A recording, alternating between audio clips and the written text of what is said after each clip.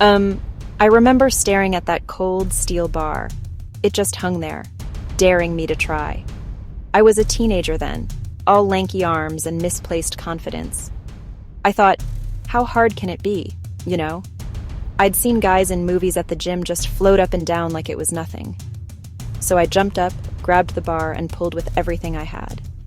My face turned red, my arms shook, but my body barely moved. I managed a weird, jerky wiggle, my chin nowhere near its target. It was a humbling moment, to say the least. I felt weak, frustrated, and a little embarrassed, even though no one was watching.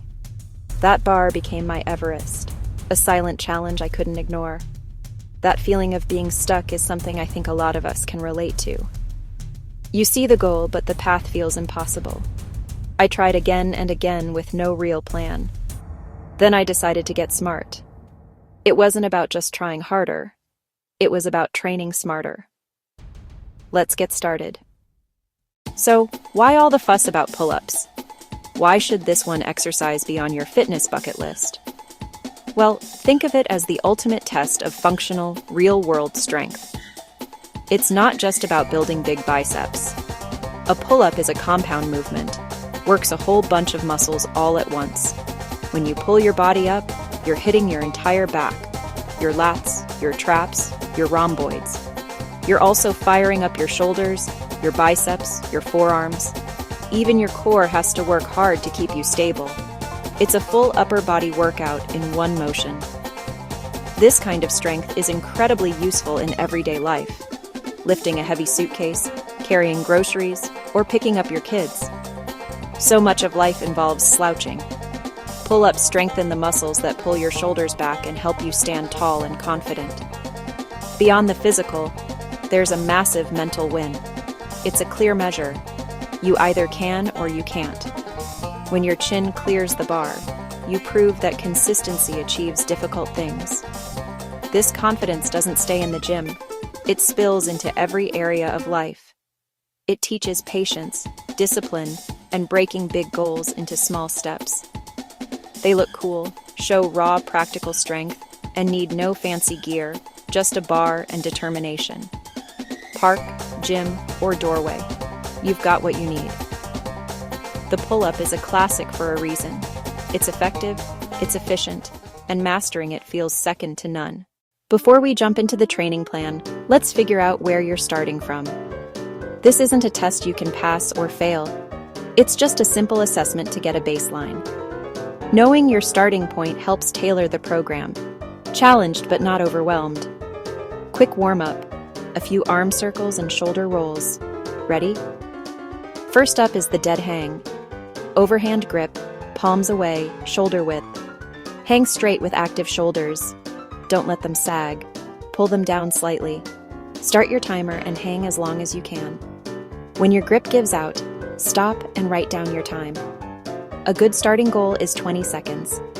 Next, we'll test your eccentric strength with a pull-up negative, the lowering part. Start at the top using a box or small jump, hold a second, then lower as slowly as possible. Make the descent last 3 to 5 seconds. Try 3 to 5 slow negatives. Shaky is okay. Fight gravity all the way. If you can hang 20 seconds or more and perform a few controlled negatives, you have a fantastic foundation. If hangs were tough or negatives were quick drops, that's perfectly okay. It just means more time on foundations. This isn't judgment, it's information. Now you know your starting line. All right, now for the fun part, the exercises that will take you from 0 to 1. Think of these as the ingredients in your recipe for pull-up success. We're building strength from the ground up. It's not about mindlessly yanking on the bar. It's about systematically strengthening your grip, your back, your arms. First is the dead hang, which you already tried. This is non-negotiable. Aim for 3 to 4 sets, holding as long as you can each time. A great partner is the scapular pull. Without bending elbows, pull shoulders down and back, squeeze shoulder blades. You'll lift an inch or two. 3 sets of 8 to 12. Next, band-assisted pull-ups. Loop a band, place a knee or foot in. The thicker the band, the more help. 3 sets of 6 to 10. then progress to thinner bands. Finally, the power duo. Negative pull-ups and inverted rows. Negatives build strength through the whole range.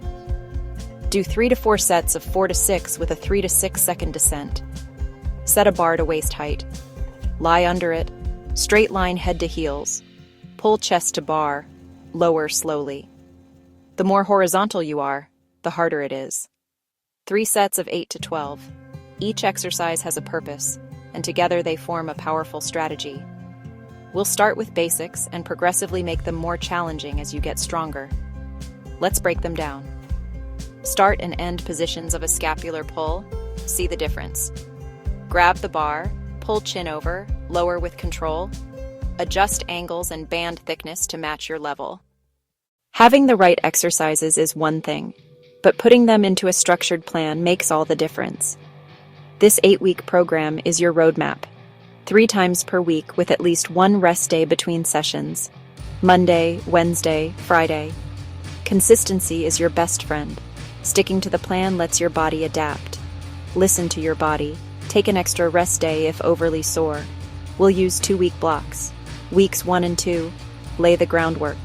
Start each session with dead hangs, 3 sets, max time. Then 3 sets of 10-12 scapular pulls. Main strength. Inverted rows, 3 sets of 8-12. Lower the bar if it's too easy. Not attempting full pull-ups yet. Build the base. Weeks 3 and 4, introduce more specific pull-up movements. Keep dead hangs, then scapular pulls. Swap 1 inverted row session for band-assisted pull-ups. Heavy band, 3 sets of 6 to 8 good reps. Add negative pull-ups at the end. 3 sets of 4 to 5 reps with 3 to 5 second descents. Training week example. Day 1, inverted rows. Day 2, band-assisted pull-ups. Day 3, inverted rows. Weeks 5 and 6, turn up intensity. Switch to a thinner band or add reps on the same band. Increase negatives to 4 sets of 5 to 6 reps, slowing the descent further. Weeks 7 and 8, game time. Start each workout by attempting 1 or 2 unassisted pull-ups. Give it your best shot. Then move on. Very light band for 3 to 4 sets of 3 to 5 reps, or focus on more challenging negatives. With consistent effort through this blueprint, that first pull-up is well within your grasp. Progress is stepwise. Hit your hang target, own your rows, build your banded reps, slow your negatives, then take the shot. You can have the best training plan, but without the right fuel and rest, you're only doing half the job. Building muscle is a 2-part process. Stimulus in the gym, then raw materials through food and recovery. Think of your body like a high-performance car. You wouldn't put cheap fuel in a Ferrari. Your body is no different. Keep it simple and practical. First, food. Protein is the king of repair and growth. Training creates micro-tears. Protein provides amino acids to rebuild stronger. Include protein each meal. Chicken, fish, eggs, Greek yogurt, beans, lentils, tofu. Hydration is crucial. Muscles are about 75% water. Dehydration hurts performance, weakness, fatigue, cramps. Sip water through the day and keep a bottle handy. Don't fear carbohydrates. Oats, brown rice, sweet potatoes. Carbs are your primary energy source for workouts. Finally, sleep. Sleep is when the magic happens. Growth hormone is released and repair occurs. Skimping steals recovery. Aim for 7 to 9 hours nightly. Turn off screens an hour before bed. Keep your room dark and cool, and stick to a consistent schedule. Pair sleep with rest days and you create the ideal environment for growth. Train hard, eat well, sleep deep.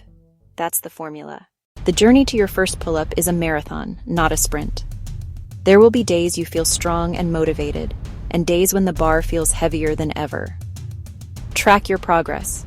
It provides tangible evidence your hard work is paying off. Get a simple notebook or use an app. Create a training log, date, exercises, sets, reps. For hangs, log time. For negatives, descent length. For banded, the band used. On tough days, look back a few weeks. Maybe you could only hang 15 seconds. Now you're at 35. That reminder keeps you honest and focused. Celebrate a 30-second hang, a 5-second negative, moving to a thinner band. These small victories are stepping stones.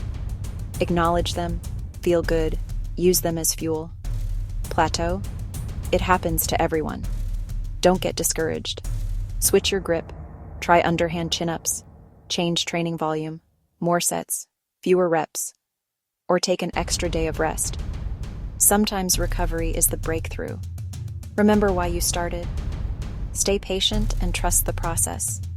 Before you know it, you'll be flying over that bar. Tell me below, what is your biggest struggle with pull-ups?